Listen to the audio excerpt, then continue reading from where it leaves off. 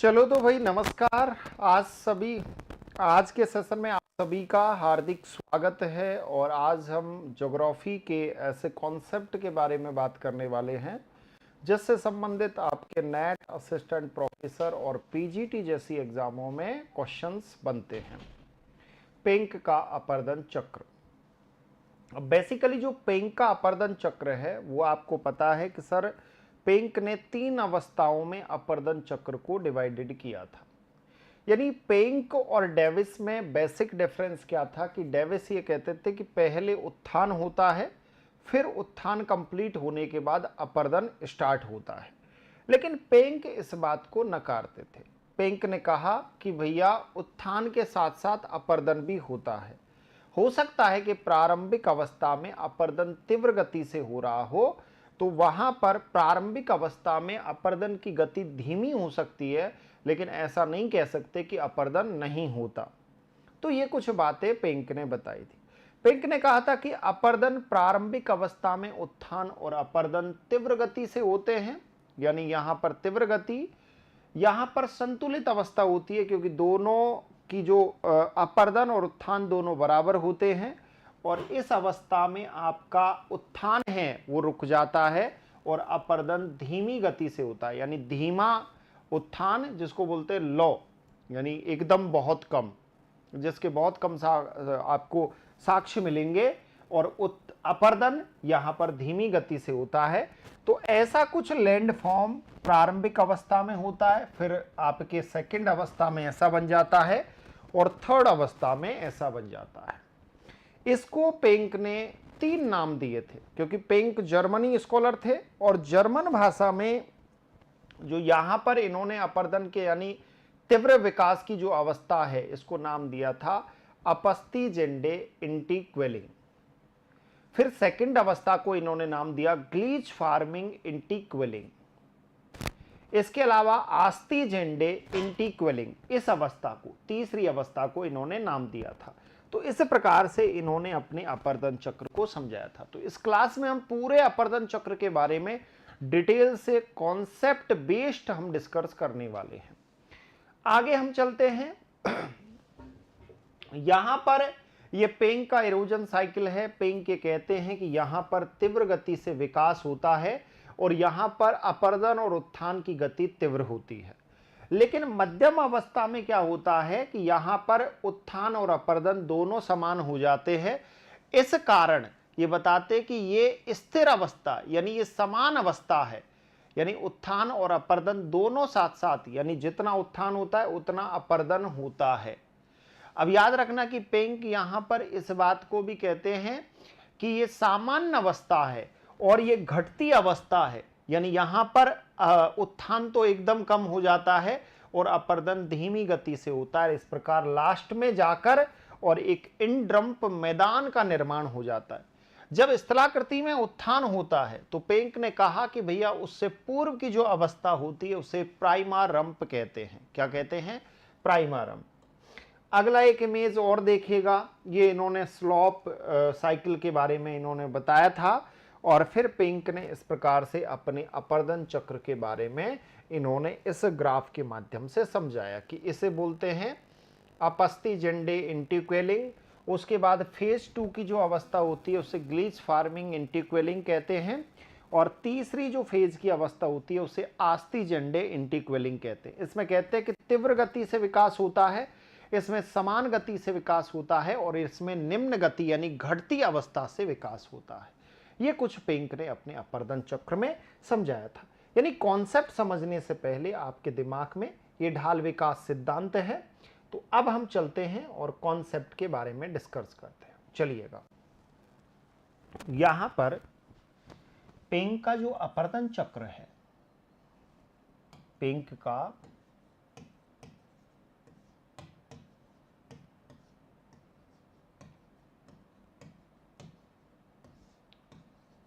अपर्दन चक्र, तो पहली बात तो आपको याद रखनी है कि इनका जो पूरा नाम था, इनका पूरा नाम क्या था? Walter Penck. Walter Penck. Albrecht Penck का भी नाम आएगा, लेकिन इनका नाम था वॉल्टर पिंक। इनका जहां पर जन्म हुआ, यानी जिस देश के स्कॉलर थे, ये जर्मनी के भूगोलवेता थे।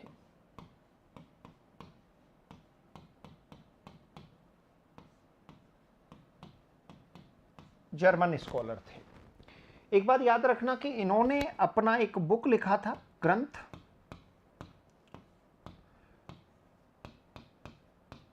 मार्फोलॉजिकल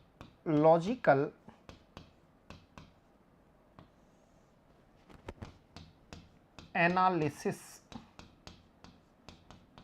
या इसे कहते हैं मार्फोलॉजिकल सिस्टम, मार्फोलॉजिकल एनालिसिस या मार्फोलॉजिकल सिस्टम।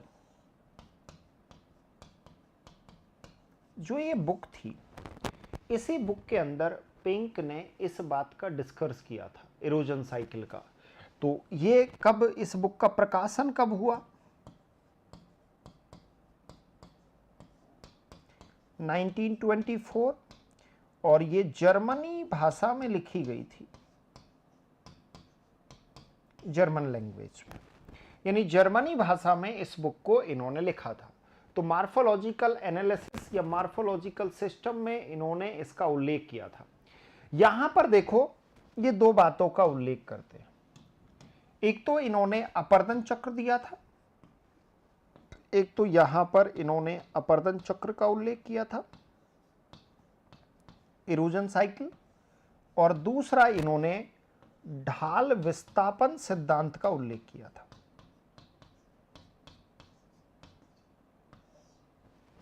किसका उल्लेख किया था?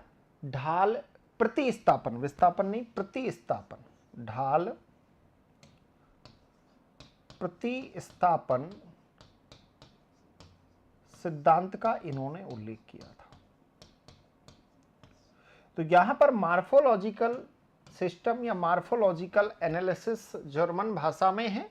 इसमें इन्होंने इरोजन साइकिल का उल्लेख किया और इन्होंने ढाल प्रतिस्थापन सिद्धांत का, वो प्रतिस्थापन यानी स्लॉप रिप्लेसमेंट थ्योरी का उल्लेख किया था। अब यहां पे समझने वाली बात है कि इन्होंने कहा कि उत्थान और अपर्दन का एक संबंध होता है, उत्थान एवं अपर्दन का संबंध होता है।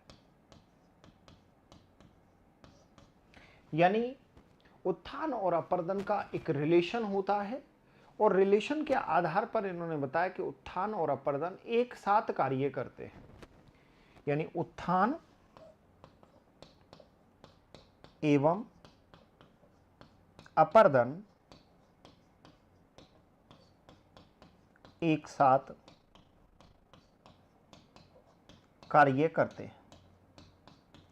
उत्थान एवं अपर्दन एक साथ कार्य करते हैं, यानी जब भी किसी स्थलाकृति का उत्थान होगा तो उसके साथ साथ उसकी अपर्दन की क्रिया भी शुरू हो जाएगी। यहाँ पर मार्फोलॉजिकल एनालिसिस, मार्फोलॉजिकल सिस्टम में इन्होंने इस बात का उल्लेख किया, और इसी के साथ इन्होंने ढाल प्रतिस्थापन सिद्धांत का भी उल्लेख किया था, स्लॉप रिप्लेसमेंट थ्योरी। तो यहाँ पर इन्होंने ढाल के बारे में बताया था। अब मेरी बात को समझिएगा, इन्होंने बताया कि जो स्थलाकृति का विकास होता है, स्थलाकृति का विकास होता है, किसी भी स्थलाकृति का विकास हो, तो यहां पर ये बताते हैं कि स्थलाकृति का जो विकास होता है, स्थलाकृति का जो विकास होता है वो उत्थान दर पर निर्भर करता है। यानी स्थलाकृति का विकास उत्थान दर पर निर्भर करेगा, यानी जिस प्रकार से उसका उत्थान होगा उसी प्रकार से वहां पर अपर्दन के जो कारक हैं वो कार्य करना प्रारंभ कर देंगे। जैसे जैसे स्थलाकृति का उत्थान बढ़ता जाएगा वैसे वैसे अपर्दन की गति भी बढ़ती जाएगी। अब यहां पर इन्होंने इस बात को समझाया कि जब भी स्थलाकृति का उत्थान या स्थलाकृति का विकास होता है तो उत्थान से पूर्व की जो अवस्था होती है, इन्होंने कहा कि स्थलाकृति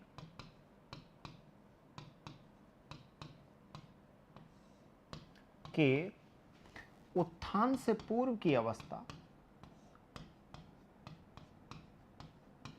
पूर्व की इस अवस्था को इन्होंने नाम दिया प्राइमारंप। यानी जिस स्थल पर उत्थान होगा, यानी कौन से स्थल पर उत्थान होगा? प्राइमारंप पर उत्थान होगा। यानी इस स्थल पर उत्थान होगा, स्थल पर उत्थान होगा। यानी किसी भी स्थलाकृति अगर बनेगी तो सबसे पहले जो पूर्व की अवस्था होगी उसे इन्होंने प्राइमारंप कहा। यह आकृति विहीन मैदान या निम्न उच्चावच है। इन्होंने यह भी बताया कि यह कैसा मैदान है? यह आकृति विहीन मैदान है, आकृति विहीन मैदान है, आकृति विहीन मैदान, या इसे हम निम्न उच्चावच कहते हैं।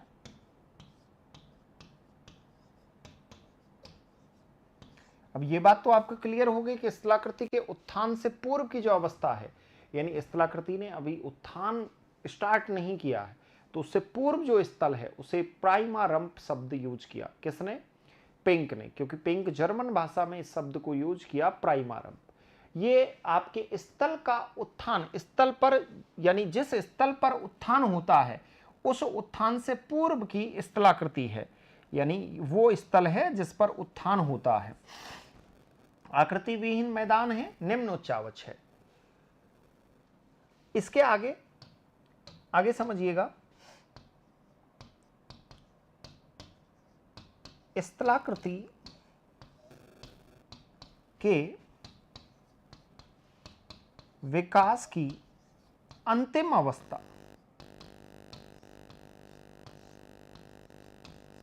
और अंतिम अवस्था को इन्होंने नाम दिया इंड्रम्प।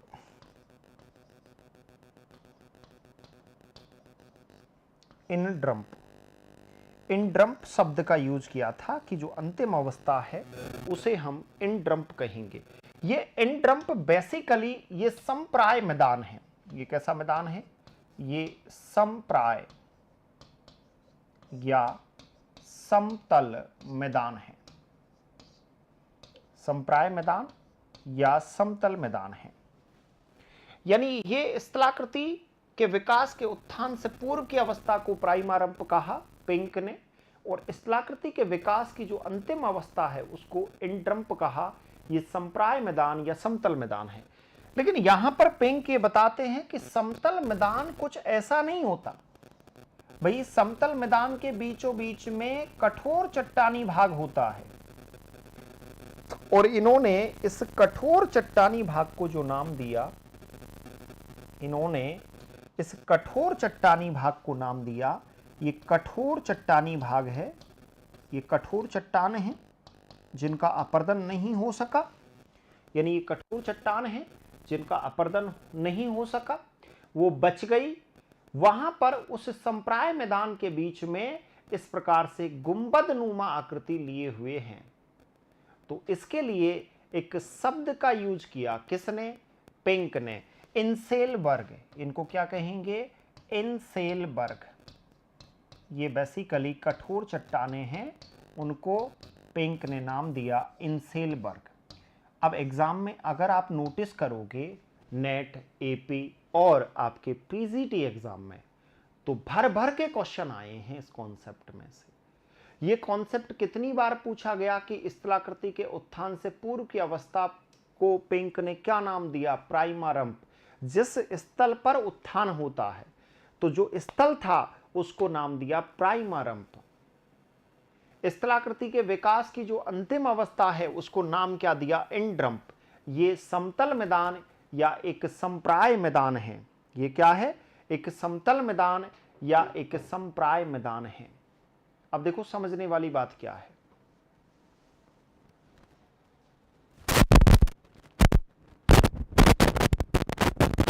अब देखो समझने वाली बात क्या है।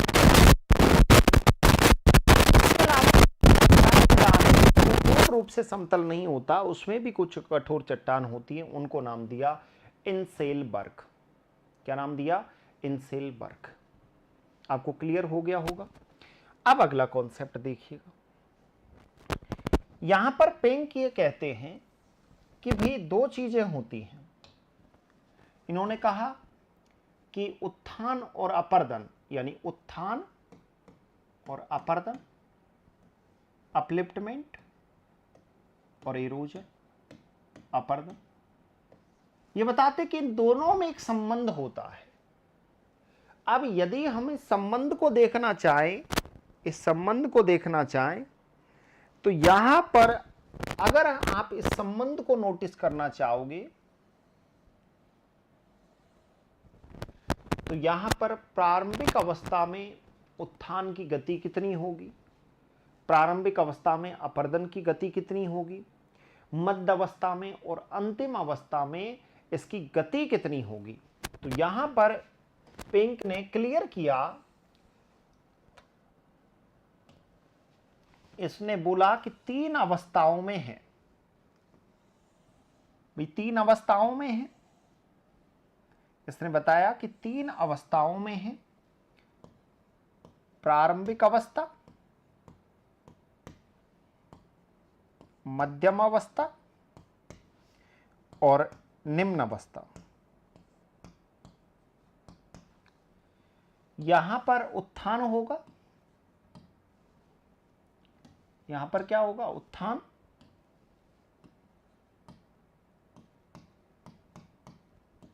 और अपर्दन। पिंक ये कहते हैं कि भाई प्रारंभिक अवस्था में उत्थान भी तीव्र होता है और अपर्दन भी तीव्र होता है, लेकिन मध्यम अवस्था में उत्थान सामान्य हो जाता है तो अपर्दन भी सामान्य हो जाता है, ये जरूर याद रखना। और यहां पर आपका उत्थान धीमा हो जाता है तो अपर्दन भी धीमा हो जाता है। यानी पिंक ने इस बात को क्लियर किया कि प्रारंभिक जो अवस्था है उसमें अगर उत्थान तीव्र गति से हो रहा है किसी भी स्थल का, किसी भी भूखंड का, किसी भी लैंडफॉर्म का, तो वहां पर तीव्र गति से अपर्दन होगा। लेकिन यदि मध्यम अवस्था में पहुंचते पहुंचते उत्थान की गति सामान्य हो गई है तो अपर्दन की भी गति सामान्य रहेगी। और अगर निम्न अवस्था में जाते जाते अपर्दन अंत में, इसको बोलेंगे अंतिम अवस्था, इसको क्या बोलेंगे, अंतिम अवस्था, निम्न अवस्था या अंतिम अवस्था, इसमें अपर्दन उत्थान की गति भी धीमी हो जाती है और अपर्दन की गति भी धीमी हो जाती है। इस प्रकार से यहां पर क्लियर रूप में समझाते हैं पिंक, और पिंक इस बात को कहते हैं कि भाई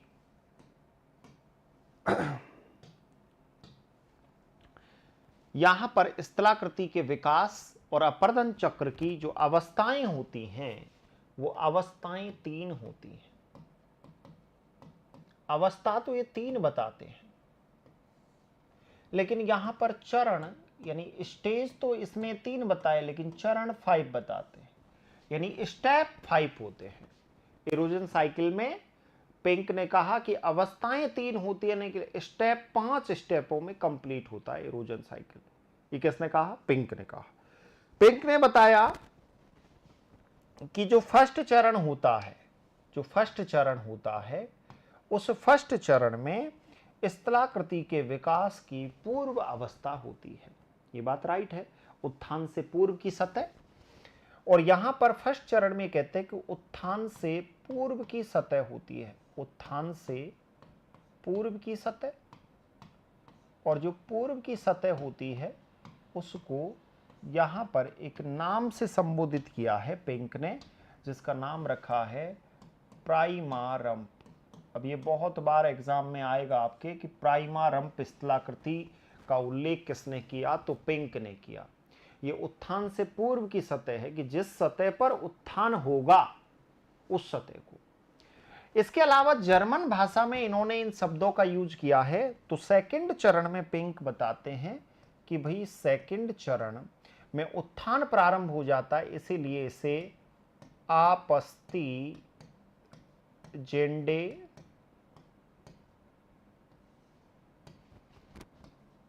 इंटीकूलिंग अवस्था कहते हैं। इंटीकूलिंग आपस्तिजन्य इंटीक्वेलिंग जो अवस्था है ये तीव्र विकास की अवस्था है। इसे कहते हैं तीव्र विकास की अवस्था, तीव्र विकास अवस्था। यहां पर उत्थान भी तीव्र होता है या तीव्र उत्थान की अवस्था। आपस्तिजन्य इंटीक्वेलिंग को पिंक ने क्या नाम दिया है? तीव्र विकास की अवस्था या तीव्र उत्थान की अवस्था। अब यह कहोगे कि सर इसे तीव्र उत्थान की अवस्था क्यों कहते हैं? इसके पीछे रीजन है। इसमें अपर्दन की तुलना में उत्थान ज्यादा होता है। अपर्दन की तुलना में उत्थान ज्यादा होता है। ऐसी अवस्था जिसमें अपर्दन की तुलना में उत्थान ज्यादा होगा तो उसे क्या कहेंगे? आपस्तिजन्य इंटीक्वेलिंग। थर्ड चरण में कहते हैं कि यहां पर उत्थान और अपर्दन दोनों समान होते हैं। तो इसके लिए इन्होंने जर्मन लैंग्वेज में शब्द यूज किया, ग्लीच फार्मिंग इंटीक्वेलिंग। ग्लीच फार्मिंग इंटीक्वेलिंग। इस अवस्था के बारे में पिंक ये कहते हैं कि इसमें अपर्दन और उत्थान की जो गति होती है वो दोनों बराबर होती है। यानी जितनी गति से उत्थान होता है उतनी गति से अपर्दन होता है। तो उत्थान एवं अपर्दन समान गति से कार्य करते हैं।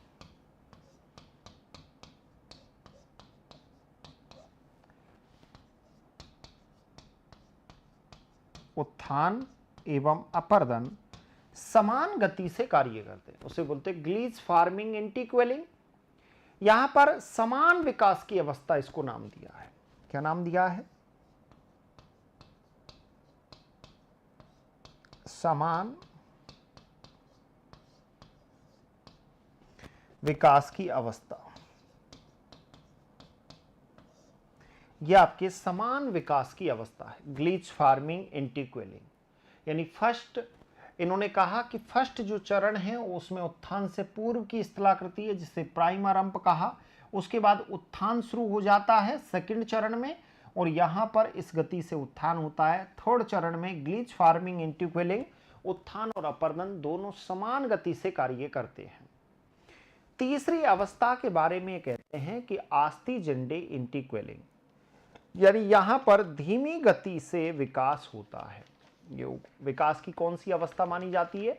धीमी गति से विकास की अवस्था मानी जाती है, जिसे बेसिकली आप किस नाम से जानते हो? आस्तिजन्य इंटीक्वेलिंग, घटती दर से विकास की अवस्था। आगे देखिएगा। तो यहां पे समझिए, यहां पर जो 4 स्टेप है इसको इन्होंने नाम दिया आस्तिजन्य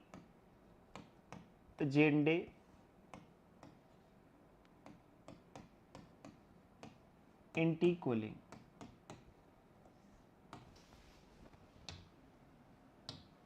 इसे बोला जाता है घटती दर से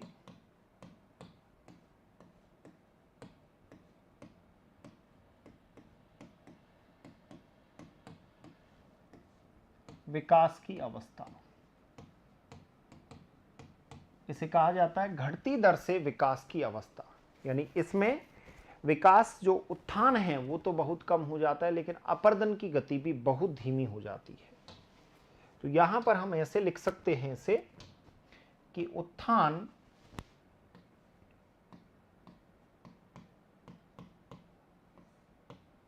दर निम्न या समाप्त। काफी ऐसे क्षेत्र होता है जहां पर समाप्त हो जाता है लेकिन अपर्दन की जो गति है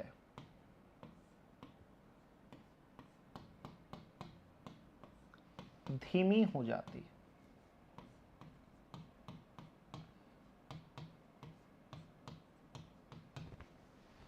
अब यहां पर ये बताते हैं कि जो अंतिम अवस्था है इस चक्र की, जो अंतिम अवस्था है विकास की,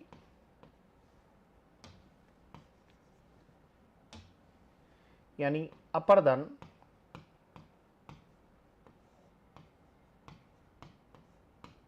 चक्र की अंतिम अवस्था,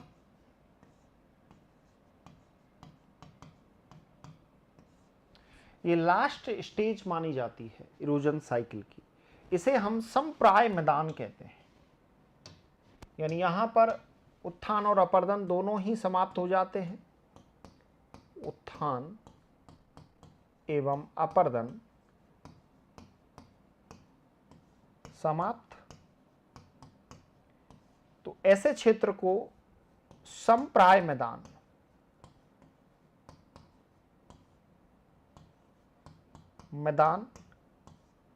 या समतल मैदान कहते हैं। समप्राय मैदान कह दो या इसे समतल मैदान कह दो। इसी समतल मैदान को पिंक ने नाम दिया है इनड्रम्प।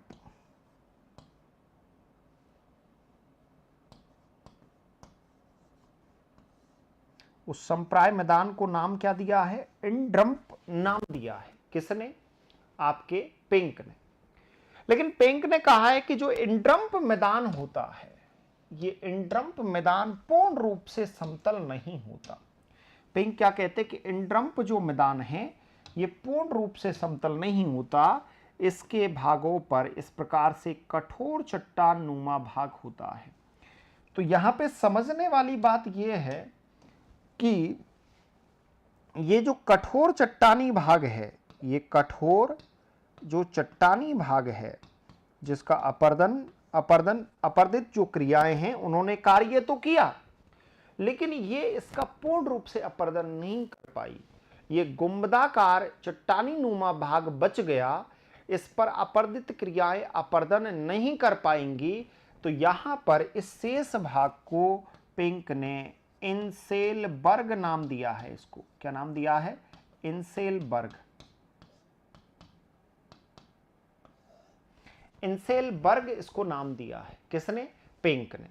लेकिन यहां पर जो ये समतल नुमा भाग है, ये जो बच गया बीच का जो समतल भाग है, इसे हम समतल भाग कहेंगे, इसे समतल मैदान कहोगे। इसको पिंक इनड्रम्प शब्द से संबोधित करते हैं। इसको कौन से शब्द का नाम लेते हैं? इनड्रम्प। अब अगर आप डेविस को याद करोगे तो आपको पता है कि मोनार्ड नॉक का नाम दिया था कठोर चट्टानी नुमा भाग को डेविस ने, मोनार्ड नॉक। और इस समतल मैदान को उन्होंने पेनी प्लेन का नाम दिया था। क्या नाम दिया था? पेनी प्लेन का नाम दिया था। तो अगर दोनों का आप कंपैरिजन करके देखोगे तो आपको वहां पर यह चीज समझ में आएगी। तो मेरी बात को आप समझ गए होंगे। विकास की जो अवस्था है उसको इंटीक्वेलिंग नाम दिया है। तो हर शब्द के पीछे, जैसे आस्ती जेंडे इंटीक्वेलिंग शब्द है, जैसे आपका ग्लिच फार्मिंग आपस्ती जेंडे इंटीक्वेलिंग। तो इन शब्दों का असिस्टेंट प्रोफेसर में ऐसे क्वेश्चन, नेट जैसी एग्जाम में ऐसे क्वेश्चन पूछे जाते हैं। अगर विद्यार्थी के दिमाग में नहीं होते तो निश्चित तौर पे वहां जाकर विद्यार्थी गलत करता है। अब एक चीज और, ये केवल नेट और एपी में ये क्वेश्चन आते हैं। कैसे आते हैं वो भी आपको समझा रहे हैं।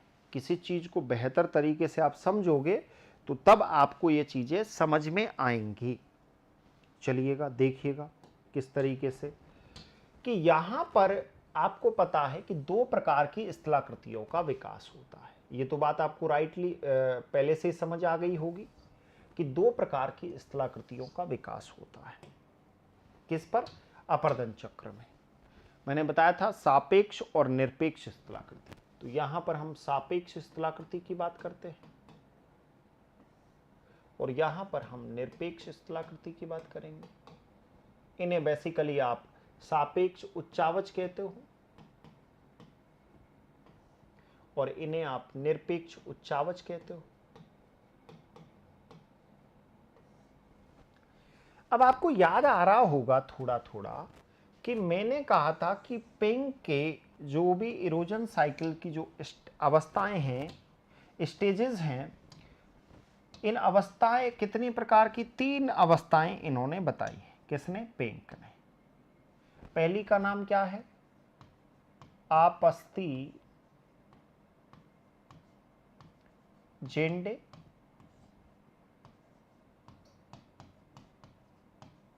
एंटीक्वलिंग, इसको बोलते हैं तीव्र विकास की अवस्था। इसे क्या कहते हैं? इसे तीव्र विकास की अवस्था माना जाता है। दूसरी है आपकी ग्लीच फार्मिंग,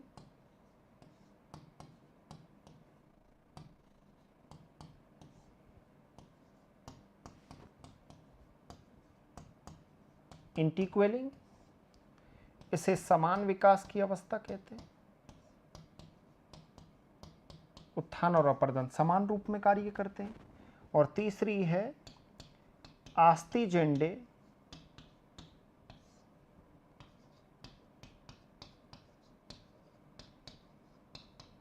इंटीक्वेलिंग, इसे घटती विकास की अवस्था कहते हैं। अब यहां पर आपको समझ आएगा कि 3 अवस्थाओं में सापेक्ष और निरपेक्ष स्थलाकृतियों की स्थिति क्या रहेगी। ये केवल क्वेश्चन नेट और एपी के अंदर आता है। इसको अलग से इसलिए समझाया कि इसमें आपकी खिचड़ी बन जाती है, आप अच्छे से नहीं समझ पाते। क्वेश्चनों को चुटकियों में हल कैसे करें, ये आप इस परिवार के साथ सीख सकते हो। कॉन्सेप्ट की समझ कैसी हो, किस प्रकार से कॉन्सेप्ट पढ़े, ये भी आप यहीं पे समझ सकते हो। और दूसरी बात कि किस तरीके से क्वेश्चन को चुटकियों में सॉल्व करें, ये भी करना आपको एम के सर सिखाएंगे, एम के चतुर्वेदी सर। एक एक चीज को, कॉन्सेप्ट को दिमाग में मैप कैसे बनाएं, ये भी मैं सिखाऊंगा आपको। तो सापेक्ष जो स्थलाकृतियां हैं, सापेक्ष उसे कहते हैं जो हमें दिखाई दे।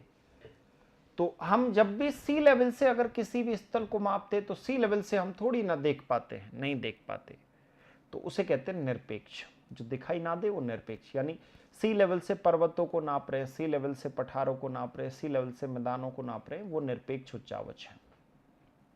अब उस पर्वत के अंदर ही बहुत सारी स्थलाकृतियों का विकास होता है जिनको हम देख सकते हैं, तो उसे बोलते हैं सापेक्ष। यानी किसी भूभाग क्षेत्र पर जो हमें दिखाई दे, जो स्थल रूप जिसकी निम्नता और उच्चता का हम मापन कर सके, उच्चता को हम बता सके, तो उसे सापेक्ष कहते हैं। तो यहां पर फर्स्ट जो अवस्था है, इसमें याद रखना कि ये जो सापेक्ष स्थलाकृति है ये भी बढ़ती है और निरपेक्ष स्थलाकृति भी बढ़ती है। ये क्वेश्चन बहुत बार पूछा जाता है कि आपस्ती जेंडे इंट्यूकेलिंग विकास की तीव्र अवस्था में सापेक्ष स्थलाकृति घटती है या बढ़ती है? बढ़ती है। निरपेक्ष स्थलाकृति भी बढ़ती है। इस अवस्था में सापेक्ष स्थलाकृति स्थिर हो जाएगी, कोई चेंज नहीं होगा। इस अवस्था में निरपेक्ष स्थलाकृति भी स्थिर हो जाएगी, नो चेंज, कोई चेंज आपको देखने को नहीं मिलेगा।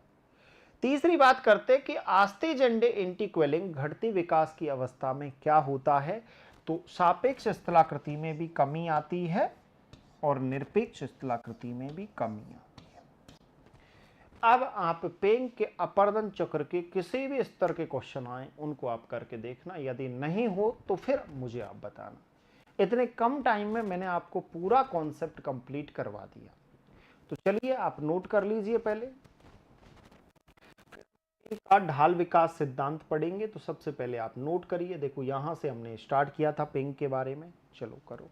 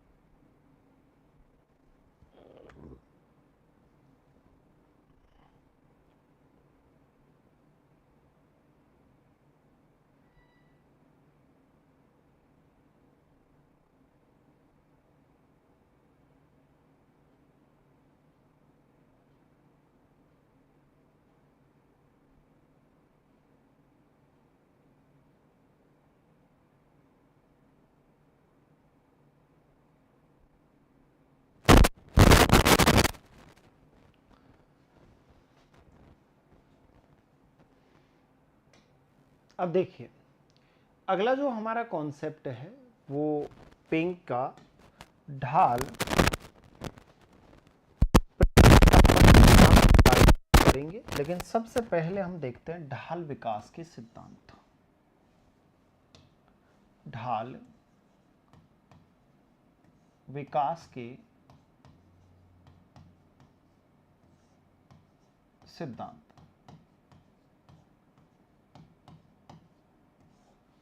अगर इसके सिद्धांतों को आप देखोगे तो आपको वैश्विक पटल पर 3 प्रकार के सिद्धांत मिलेंगे। वैश्विक पटल पर कितने प्रकार के सिद्धांत मिलेंगे? 3 प्रकार के सिद्धांत मिलेंगे। कैसे, वो भी हम आपको बताते हैं। एक है आपके सैद्धांतिक, जो थ्योरेटिकल बेस्ड है, जिन्हें बेसिकली आप सैद्धांतिक मॉडल कहोगे। ये आपके सैद्धांतिक मॉडल होते हैं। ढाल विकास के जो मॉडल हैं वो 3 रूपों में मिलेंगे। दूसरे आपके आनुभाविक मॉडल। सेकंड नंबर के आपके कौन से होते हैं? आनुभाविक मॉडल।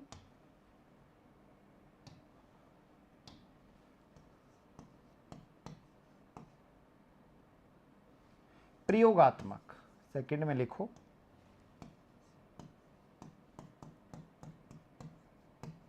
प्रयोगात्मक मॉडल। और थर्ड आपके ढाल विकास के जो मॉडल हैं वो आनुभाविक मॉडल।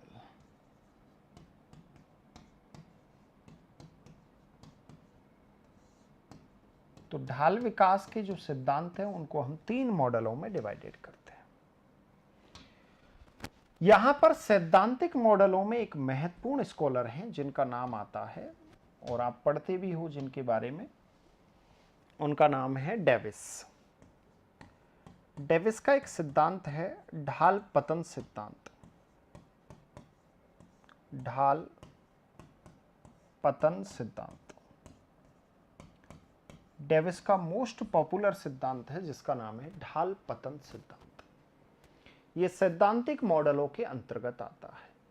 प्रयोगात्मक जो मॉडल है, इस सिद्धांत को इन्होंने 1899 में प्रेजेंट किया था। प्रयोगात्मक मॉडल में पेंक का नाम आता है। वॉल्टर जो पेंक हैं, वॉल्टर पेंक ने सिद्धांत दिया है जिसका नाम है ढाल प्रतिस्थापन सिद्धांत। इसको बोलते हैं स्लोप रिप्लेसमेंट थ्योरी। ये वॉल्टर पेंक का है। Slope replacement theory, slope decline theory Davis का है। जो ये ढाल प्रतिस्थापन सिद्धांत इन्होंने दिया था वो 1924 में इसको दिया था। ये प्रयोगात्मक सिद्धांत के अंतर्गत आता है। तीसरे जो मॉडल है आनुभाविक मॉडल है। आनुभाविक मॉडल एलसी किंग ने दिया, ढाल समानांतर निवर्तन सिद्धांत। एलसी किंग, इसके प्रतिपादक हैं एलसी किंग, और इन्होंने सिद्धांत दिया ढाल समानांतर निवर्तन सिद्धांत। ढाल समानांतर निवर्तन सिद्धांत। तो ढाल विकास के सिद्धांत 3 मॉड्यूल में डिवाइडेड हैं। एक सैद्धांतिक मॉडल है, एक अनुभाविक प्रयोगात्मक मॉडल है, और एक अनुभाविक मॉडल है। तो सैद्धांतिक मॉडलों के अंतर्गत डेविस का नाम आता है, जो ढाल पतन सिद्धांत दिया था 1899 में। वॉल्टर पेंक ने 1924 में ढाल प्रतिस्थापन सिद्धांत दिया। एलसी किंग ने ढाल समानांतर निवर्तन सिद्धांत का प्रतिपादन किया था। एक स्कॉलर और आते हैं एलन वुड। एलन वुड ने भी ढाल विकास के बारे में कुछ लिखा, और एलन वुड ने ढाल विकास त्रिविमीय मॉडल दिया। नाम क्या है व्यक्ति का? Alan Wood. इन्होंने ढाल विकास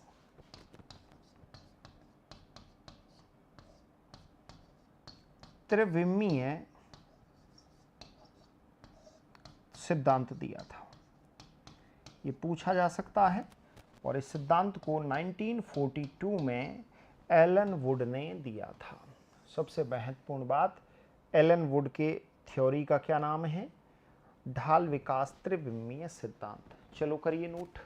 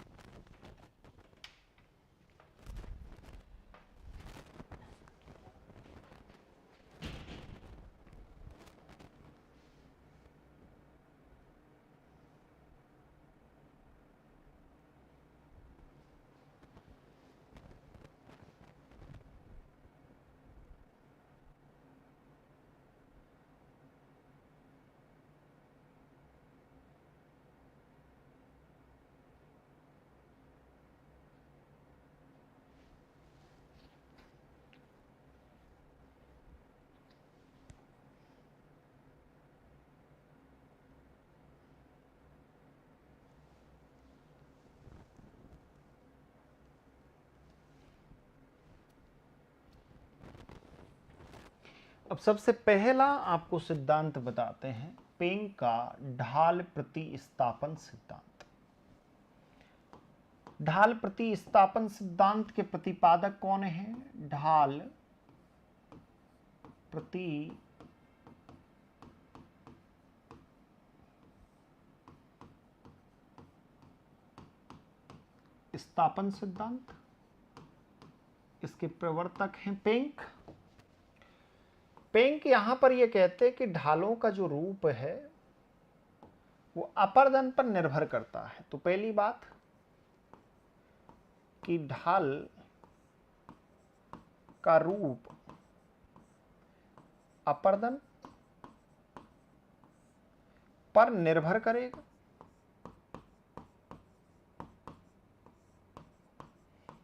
यानी जितना अपर्दन होगा उसी आधार पर स्लोप बनेगा। और दूसरी बात यहां पर पेंक लिखते हैं कि ढाल के रूप को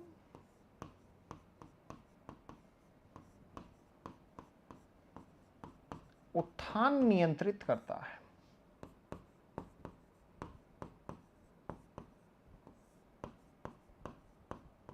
दो बातें जरूर आपको याद रखनी कि ढालों का जो रूप होगा वो निर्धारित कौन करेगा? अपर्दन। और ढालों का जो रूप है उसको नियंत्रित कौन करेगा? उत्थान।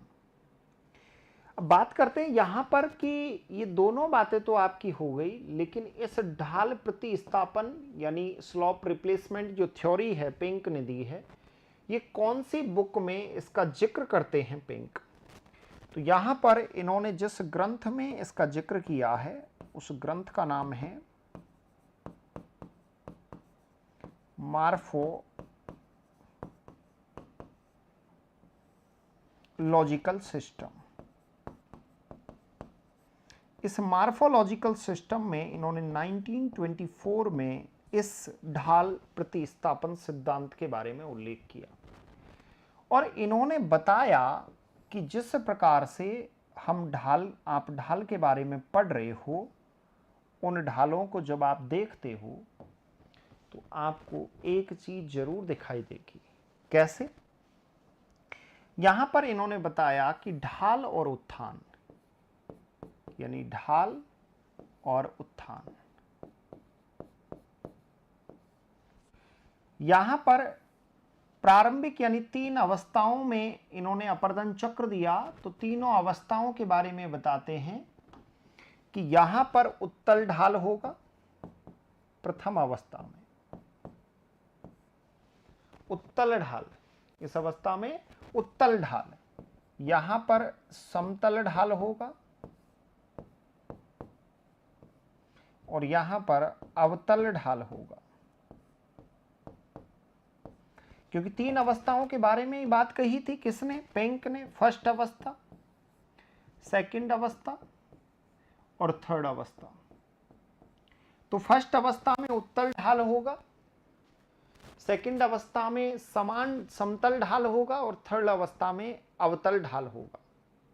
यहां पर उत्थान की भी बात करते हैं कि प्रथम अवस्था में तीव्र उत्थान होगा, तो तीव्र विकास की अवस्था की हम बात करते हैं। यहां पर समतल यानी यहां पर जो ढाल है वो स्थिर ढाल, वो स्थिर उत्थान होगा, और यहां पर धीमा उत्थान होगा। इन तीनों में ढाल कैसा होगा, किस उत्थान में, और वहां पर ढाल का रूप क्या होगा, कौन सी अवस्था में, इस बात के बारे में किसने बताया, पेंक ने बताया। क्योंकि पेंक को पहले मैं समझा चुका हूं तो इतनी बातें आपको फिर से रिपीट नहीं करूंगा। समझ गए आप मेरी बात। तो यहां पर 3 ढालों के बारे में उल्लेख करते हैं, कौन, पेंक। पेंक ने यहां पर 3 ढालों के बारे में बात कही है। तो फर्स्ट हम बात करते हैं कौन से ढाल की, जो फर्स्ट आपका ढाल है जिसका नाम है उत्तल ढाल। इसको बोलते हैं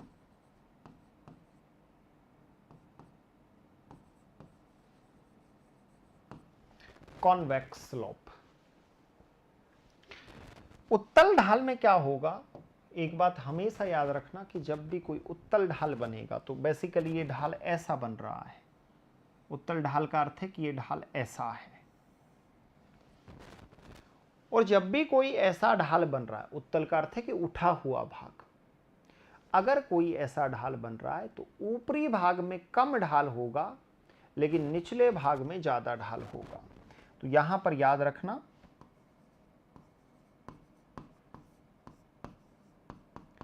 ऊपरी भाग में कम ढाल एवं निचले भाग में ज्यादा ढाल होता है।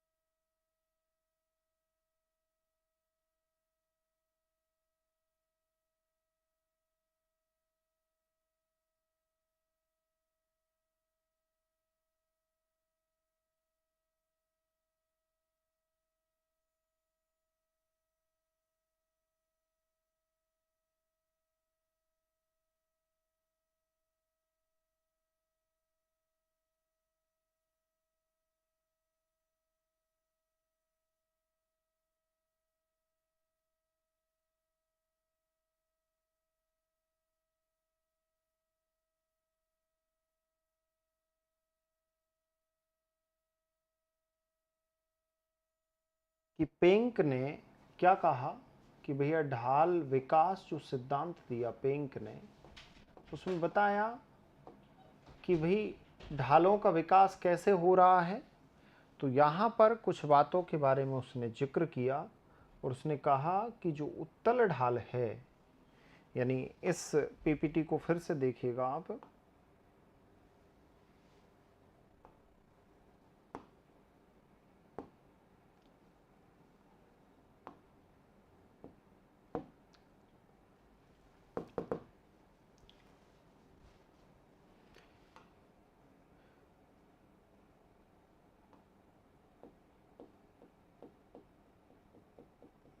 इन्होंने क्लियर करके बताया कि यहाँ पर आप नोटिस करोगे तो आपको ये देखने को मिलेगा, ये इन्होंने बताया, ये वाला इन्होंने बोला। पहली बात तो इन्होंने क्या बोली कि जो आपका फर्स्ट स्टेज होगा उसमें अवतल ढाल होगा।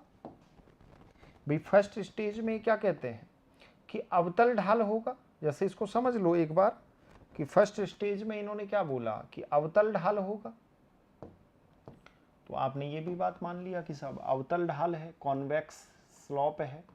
उत्तल ढाल है, अवतल नहीं उत्तल, उत्तल ढाल है फर्स्ट स्टेज में, उत्तल ढाल है। यहां पर ढाल कम होगा तो यहां पर ढाल कम है, यहां पर ढाल तीव्र होगा तो यहां पर तीव्र ढाल है। यहां पर क्या है, तीव्र ढाल है।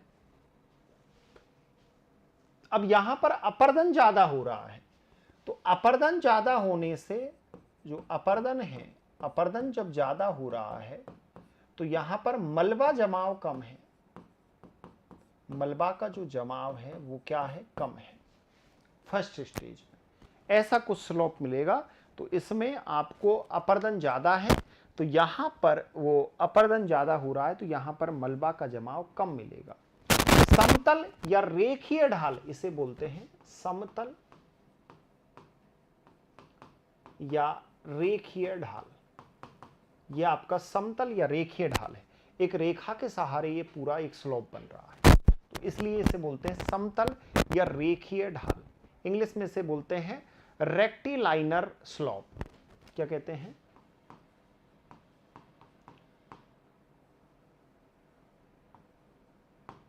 रेक्टिलाइनर स्लोप। ये रेक्टिलाइनर जो स्लोप होगा, यहां पर आप एक चीज नोटिस करना कि ढाल की तीव्रता ऊपर से लेकर नीचे तक समान रहती है। तो यहां पर ढाल की तीव्रता ऊपर से नीचे तक समान रहती है। पहली बात तो ये याद रखनी है कि ढाल की तीव्रता ऊपर से लेकर नीचे तक समान रहती है। वहां पर ऊपर ढाल कम है लेकिन नीचे ढाल ज्यादा मिलेगा, लेकिन यहां पर ढाल की तीव्रता ऊपर से लेकर नीचे तक समान रहती है। यहां पर अपर्दन और यहां पर याद रखना अपर्दन एवं मलबा जमाव, अपर्दन एवं मलबा जमाव, यहां पर मलबा का जो खिसकाव है वो स्थिर रहता है।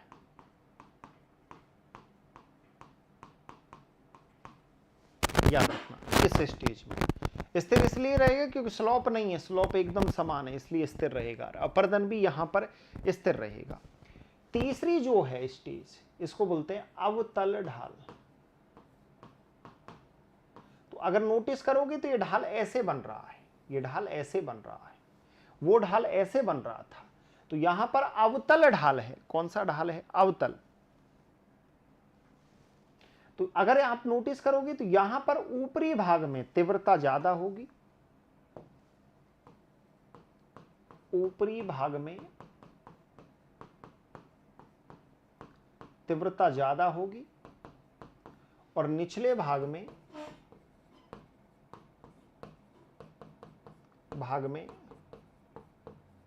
तीव्रता कम होगी। पहली बात तो ये याद रखनी कि ऊपरी भाग में तीव्रता ज्यादा होगी और निचले भाग में तीव्रता कम होगी। यहां पर अपर्दन कम होता है, इस ढाल में क्या होता है, अपर्दन कम होता है, लेकिन मलबा जमाव ज्यादा होता है। क्योंकि ऊपरी भाग में तीव्रता ज्यादा है तो पूरा मलबा नीचे की ओर खिसक कर आ जाएगा, तो यहां पर मलबा जमाव ज्यादा होगा। तो पिंक ने आपके जो ढाल विकास सिद्धांत दिया, इसको इस प्रकार से इसने बताया, इसको बोला है स्लॉप रिप्लेसमेंट थ्योरी।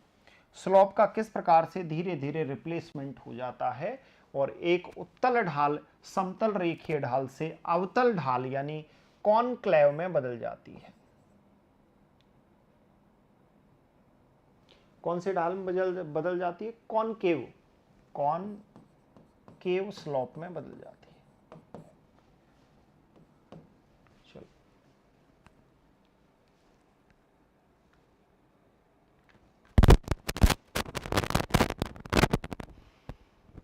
इस प्रकार से यहां पर आपके पिंक ने ढाल विकास सिद्धांत को आपको समझाया।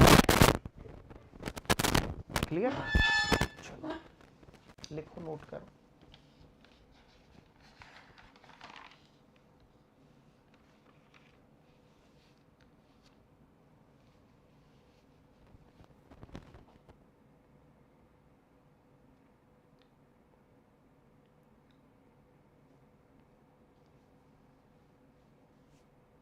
यानी देखो, इस फर्स्ट स्टेज ने रिप्लेस हो गया सेकंड स्टेज में और सेकंड स्टेज रिप्लेस हो गया थर्ड स्टेज में। तो इस प्रकार से इसे ढाल विस्थापन सिद्धांत कहते हैं। तो पिंक का जितना भी आपका मॉडल है जिसमें आपके अपर्दन तत्व से संबंधित, आपके ढाल विकास सिद्धांत से संबंधित, मैंने आपको पूरा कंप्लीटली समझा दिया है एक एक कॉन्सेप्ट। अब मेरी बात को और समझिए। कल की क्लास में हम बात करेंगे ढाल विकास के अन्य आपके सिद्धांत हैं उनके बारे में। तो आपको निश्चित तौर पे एक एक कॉन्सेप्ट आपका क्लियर हुआ होगा और एप्लीकेशन के जितने भी डियर स्टूडेंट हैं, अगर कॉन्सेप्ट संबंधित प्रॉब्लम है तो आप मेरे से कनेक्ट कर सकते हो। हमारी टेक्निकल टीम से बात करके वो मेरे नंबर आपको प्रोवाइड करवा देंगे, तो आसान रूप में आप कनेक्ट मेरे से आप कर सकते हो, एक एक कॉन्सेप्ट आपका क्लियर कर सकते हो। थैंक यू सो मच, फिर मिलते हैं आपसे कल। धन्यवाद।